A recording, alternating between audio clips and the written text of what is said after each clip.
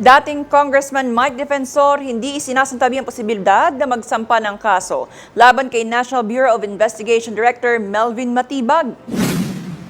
Iginiit ni Defensor na may mga nauna na silang reklamo hindi umano naimbestigahan at inuugnay niya ito sa politika. Pinuna rin niya ang pamumuno ni Matibag sa NBI pero kanyang nilinaw na ang kanyang kritisismo ay nakatuon sa direktor at hindi sa mga kawani ng ehensya.